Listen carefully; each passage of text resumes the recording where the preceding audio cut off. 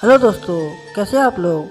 चलिए video start करते हैं। जैसा कि आपने पिछले पार्ट में देखा था कि किस तरह से मिस्सो सुमीर के घर आ जाता है, जहां पर सुमीर मिस्सो से मास्क उतारने के लिए बोलती है, लेकिन मिस्सो कहता है कि मैं अपना फेस तो दिखा दूंगा, लेकिन मेरी एक शर्त है कि तुम भी अपना फेस रिवील करोगी मेरे सामने।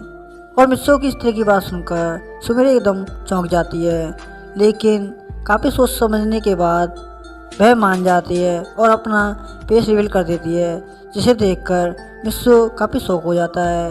लेकिन जब मिस्सो की फेस दिखाने की बारी आती है, तभी पानी का रोबोट वहाँ आ जाता है, जो सारे प्लेन पर पानी फेर देता है। और ये सब देखकर सुमेर को काफ़ी गुस्सा आता है। उसके बाद सीन शूट होता है, जहाँ पर मिस्सो अपने महल में चोरी छुपे अंदर एंटर करता है कि तभी उसके सामने कोई आ जाता है, जिसे देखकर वह एकदम से नीचे गिर जाता है। अब आगे तभी मिस्सो कहता है कि क्यों तुम यहाँ क्या कर रही हो, वो भी मेरे रूम में। तो मिस्सो की इस तरह की बात सुनकर कियो कहती है, मैं यहाँ पर कुल 3 घंटे से तुम्हारा आने का इंतजार कर रही थी, और तुम्हारी मॉम बीच बीच में आकर मुझे काफ़ी डिस्टर्ब कर रही थी। मुझे पता है कि उस वक्त मुझे कैसा लग रहा होगा। और कियो की इस तरह की बात सुनकर मिस्सो एकदम डर जाता है, और वह कियो से कहता है, क्या इसका मतलब ये है कि मेरी मॉम को पता चल गया कि मैं बाहर गया था। तो मिस्सो की इस तरह की बात सुनकर कियो कहती है, नहीं, अभी तक नहीं पता चला, लेकिन जल्दी पता चल जाएगा, क्योंकि मैं खुद उनको बताने जा रही हूँ। और ये सब कहकर वह जाने लगती है कि तभी मिस्सो कियो का हाथ पकड़ लेता है और कहता है कि कियो, प्लीज़ ऐसा मत करो। अगर मेरी मॉम को मेरे बारे में पता चल जाएगा तो काफ़ी बड़ी प्रॉब्लम हो जाएगी। वह इस रूम के अंदर भी गार्ड को खड़ा कर देंगी, फिर मैं कहाँ जाऊँगा। और मिस्सो की इस तरह की बात सुनकर कियो कहती है, हाँ, तुम इसी के लायक हो। वैसे भी तुम अपने बारे में मुझे कहाँ बताते हो कि तुम कहाँ जा रहे हो। इससे तो बेहतर यही रहेगा कि तुम्हारी मॉम को तुम्हारे बारे में सब पता चल जाए। और ये सब कहकर कियो फिर से आगे जाने लगती है कि तभी मिस्सो कियो के सामने आ जाता है। जब कियो मिस्सो को एकदम पेश के सामने देखती है, तो उसे अचानक से ही अंदर कुछ अलग टाइप की फीलिंग होने लगती है, और वह धीमी आवाज़ में कहती है, ठीक है, मैं नहीं जाऊंगी। और ये सब सुनकर मिस्सो काफ़ी खुश हो जाता है और कहता है, थैंक्स कियो तुम्हारा, मुझे पता था कि तुम मुझे समझ पाओगी। तो मिस्सो की इस तरह की बात सुनकर कियो कहती है, मैं मान तो गई, लेकिन मेरी एक कंडीशन है, मतलब कि एक शर्त।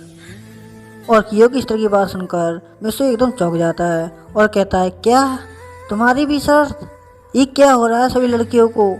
तो मिस्सो की इस तरह की बात सुनकर कियो एकदम चौंकते हुए कहती है, क्या कोई और भी है जिसने तुमसे शर्त रखी थी। तो कियो की बात सुनकर मिस्सो कहता है, नहीं नहीं नहीं, वो तो मैं ऐसे ही बोल रहा था, बोलो तुम्हारी क्या शर्त है। तो मिस्सो की इस तरह की बात सुनकर कियो कहती है, मैं चाहती हूँ कि तुम मुझे अपने साथ कहीं बाहर घुमाने के लिए ले जाओ, और अपने साथ होटल में कहीं पर खाना खिलाओ। और कियो की इस तरह की बात सुनकर मिस्सो कहता है, अरे ये क्या, तुम घर से बिना खाए हुए यहाँ पर आ गई। तो शायद तुम ऐसा बोल रही हो, लेकिन तुम चिंता क्यों करती हो, तुम्हें सिर्फ खाना ही तो खाना है ना। मैं यहाँ पर तुम्हारी मनपसंद सारी चीज़ें अभी मंगवा दूँगा, तुम अभी रुको। और मिस्सो की इस तरह की बात सुनकर कियो को काफ़ी गुस्सा आता है, और वह कहती है कि बेवकूफ़, तुम कुछ नहीं समझ सकते कि मैं क्या कहना चाहती हूँ। और कियो की इस तरह की बात सुनकर मिस्सो एकदम आगे बढ़ी बढ़ी कर लेता है और चौंकते हुए कहता है कि कियो, साफ साफ बोलो ना कि तुम क्या कहना चाहती हो, मेरी तो कुछ समझ में नहीं आ रहा है। तो मिस्सो की इस तरह की बात सुनकर कियो सोचकर कहती है, इससे कुछ नहीं होगा, लगता है मुझे ही कुछ करना पड़ेगा। और वह मिस्सो से कहती है कि मिस्सो, मैं तुम्हारे साथ एक बार डेट पर जाना चाहती हूँ। और कियो की इस तरह की बात सुनकर मिस्सो एकदम चौंक जाता है और कहता है, क्या ये क्या बोल रही हो तुम? तो क्यों कहती है मैंने क्या गलत बोला? तुमसे सिर्फ डेट के लिए तो बोला है। तो कियो की स्त्री की बात सुनकर मिस्सो कहता है, देखो कियो, मैंने सुना है कि डेट पर वही लोग जाते हैं जो कपल हो या गर्लफ्रेंड बॉयफ्रेंड। अगर मैं तुम्हारे साथ डेट पर जाऊंगा तो सब लोग मुझे गलत समझेंगे, और मैं ये सब नहीं चाहता कि तुम्हारी किसी तरह की बदनामी हो मेरे कारण। मेरा क्या है, मेरा तो सब चलता है क्योंकि मैं लड़का हूँ।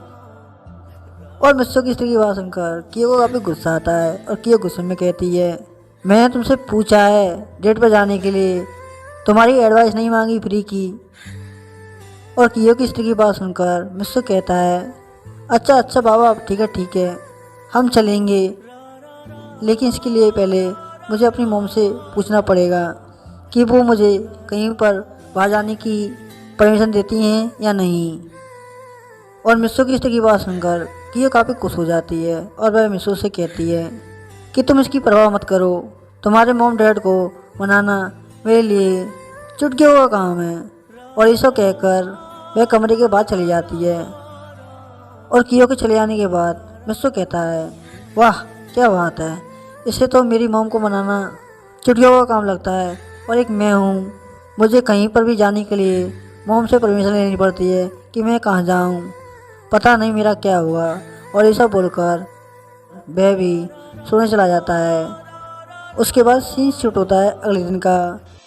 मिस्सो अपनी मॉम के सामने जाकर खड़ा हो जाता है, और वह अपनी मॉम से बात करने की कोशिश करता है, लेकिन उसकी कुछ बोलने की हिम्मत नहीं होती, जिसे देखकर उसके डैड कहते हैं कि बेटे तुम्हें कुछ चाहिए, मुझे तुम कुछ परेशान लग रहे हो। तो अपने डैड की स्त्री की बात सुनकर मिस्सो कहता है कि डैड भला मुझे क्या परेशानी होगी, मैं तो काफ़ी खुश हूँ।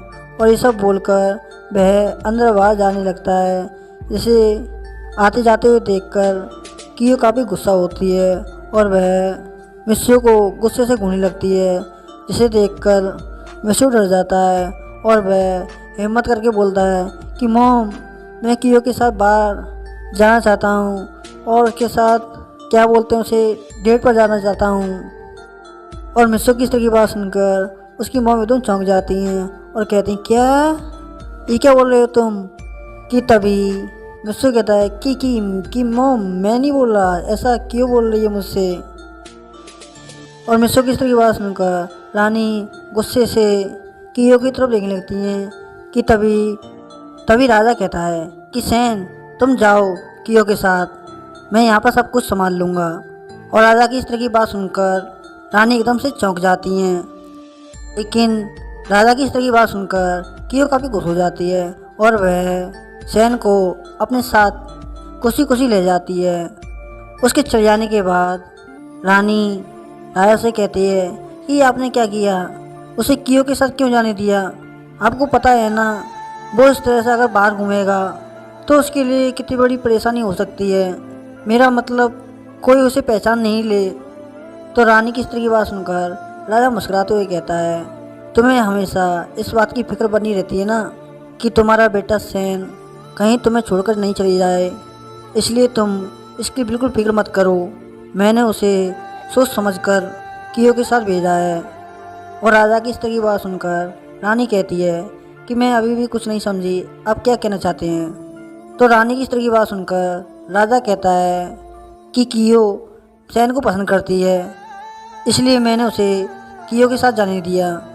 और राजा की स्त्री की बात सुनकर रानी एकदम चौंक जाती है और कहती, क्या ये क्या करें आप?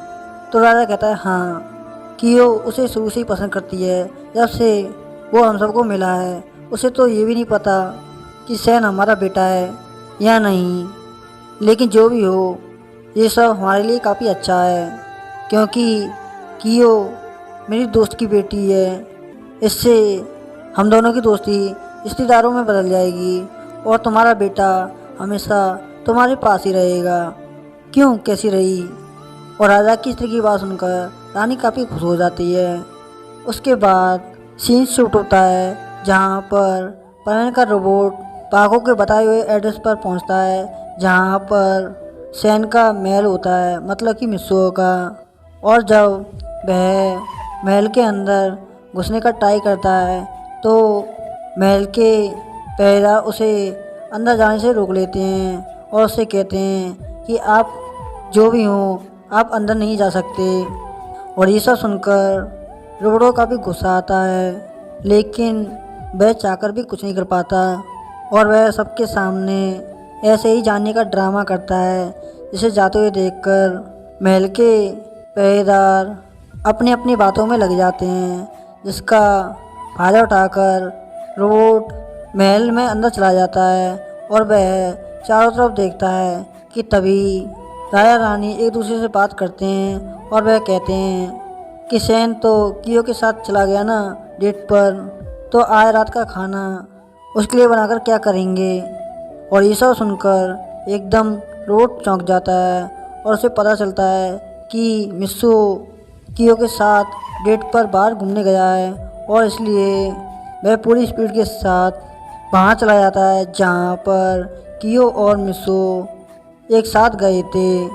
और दूसरी तरफ सुमिरे को दिखाया जाता है जो अपने घर पर इधर उधर टहल रही होती है और वह काफ़ी देर से ये सोच रही होती है कि पता नहीं रोबोट मित्सु के बारे में कोई खबर कब लेकर आएगा, मुझे और वेट नहीं होता है, इससे तो अच्छा मैं ही खुद वहाँ चली जाती। कि तभी अचानक से पाको को बैच बजने लगता है, जिसे देखकर पाको काफ़ी खुश हो जाती है क्योंकि उसे पता होता है कि इस वक्त किसका कॉल है और वह खुश होकर कॉल उठाती है। तभी रोबोट कहता है कि पाको तुम जल्दी से यहाँ पर आ जाओ, जो मैं तुम्हें एड्रेस बता रहा हूँ। और रोबोट किस तरह की बात सुनकर पाको कहती है कि रोबोट तुम्हें कुछ पता चला मित्सु के बारे में कि वे लड़का कौन है। तो पाको की बात सुनकर रोबोट कहता है कि पाको मैं इस वक्त तुम्हें फ़िलहाल में कुछ नहीं बता सकता, लेकिन इतना कहना चाहूँगा तुम जल्दी से जल्दी यहाँ पर आ जाओ जहाँ पर ब्लैक रेस्टोरेंट है। और ये सब बोलकर वह कॉल कट कर देता है, जिसे देखकर पाको को काफ़ी गुस्सा आता है और वह गुस्से में कहती है इस रोबोट के बच्चे को हो क्या गया है, मैंने इससे मित्सु के बारे में पूछा था लेकिन इसके बारे में तो उसने कुछ नहीं बताया मुझे, पता नहीं मैं इसका क्या करूं, एक बार मैं वहां पर पहुंच जाऊं तभी उसे वहां पर बताऊंगी। और ये सब बोलकर वह जल्दी जल्दी में खिड़की का दरवाज़ा खोलती है और पाको बनकर फुल स्पीड के साथ वहां से चली जाती है। और ऐसे ही कुछ समय बीत जाने के बाद पाको रोबोट के पास पहुंच जाती है और रोबोट से कहती है कि रोबोट पता मुझे ऐसी कौन सी बात आ गई जो तुम मुझे बेंच पर नहीं बता पाए। और पाको को इस तरह गुस्सा देखकर रोबोट डरते हुए कहता है कि पाको जरा पीछे मुड़कर देखो उस तरफ। और जब पाको पीछे मुड़कर देखती है तो वह देखती है कि मित्सु एक लड़की के साथ बैठकर खाना खा रहा है और उसके फेस पर कोई भी मास्क नहीं होता है। और ये सब देखकर पाको एकदम से इमोशनल हो जाती है और एकदम से कहती है कि ये तो मेरा मित्सु है और ये जिंदा है। और ये सब बोलकर उसकी आंखों में लगातार आंसू बहने लगते हैं और वह रोबोट से कहती है कि रोबोट तुम्हें ये सब पहले से पता था तो तुमने मुझे बेंच पर क्यों नहीं बताया। तो पाको की इस तरह की बात सुनकर रोबोट डरते हुए कहता है कि तुम्हें थोड़ी देर में खुद ही पता चल जाएगा कि मैंने क्यों नहीं बताया। और ये सब सुनकर पाको एकदम से चौंक जाती है और कहती है क्या मतलब।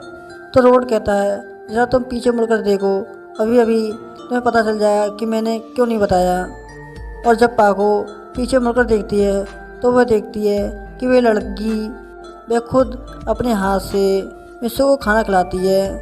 और ये सब देखकर पाको को काफ़ी गुस्सा आता है और वह गुस्से में कहती है इस लड़की की हिम्मत कैसी हुई मित्सु को इस तरह से अपने हाथ से खाना खिलाने की, इसे मैं नहीं छोड़ूंगी। लेकिन हद तो तब हो जाती है जब वह लड़की उसे बातों में उसके गाल पर एक किस कर लेती है, जिसे देखकर पाको कंट्रोल से बाहर हो जाती है और वह गुस्से में कहती है इस लड़की को मेरे हाथ से आज कोई नहीं बचा सकता। और वह पूरी ताकत के साथ आगे जाने लगती है कि तभी सारे के सारे परवें मिलकर उसे पकड़ लेते हैं, क्योंकि परवें के रोबोट को पता होता है कि जब पाको मिस्सू को किसी और लड़की के साथ देखेगी तो वह गुस्से के मारे एकदम पागल हो जाएगी और उस वक्त उसे रोकने के लिए वह अकेला परवीन काफ़ी नहीं होगा, इसलिए उसने पहले से ही बाकी परवीन को इन्फॉर्म कर दिया था। और उसकी खबर मिलने के बाद सही परवीन काफ़ी खुश हो जाते हैं कि उनका लीडर अभी भी जिंदा है और वह परवीन की रोड की मदद करने के लिए वहाँ पाको को पकड़े हुए होते हैं। पायान पाको से कहता है कि पाको तुम इस वक्त मिस्सू के पास नहीं जा सकती और इससे सुनकर पाको एकदम चौंक जाती है और कहती है क्यों नहीं जा सकती, उस पर मेरा हक है क्योंकि मैं उससे प्यार करती हूँ और तुम कौन होते हो जो तुम मुझे उसके पास जाने से रोक रहे हो। तो पाको को उस तरह गुस्सा देखकर सही परवीन एकदम से डर जाते हैं, लेकिन कुछ भी हो पायान हिम्मत कर बोलता है कि पाको इस वक्त तुम परवीन के पास इसलिए नहीं जा सकती क्योंकि उसकी याददाश्त जा चुकी है, उसे अपने बारे में कुछ भी याद नहीं कि वह है कौन।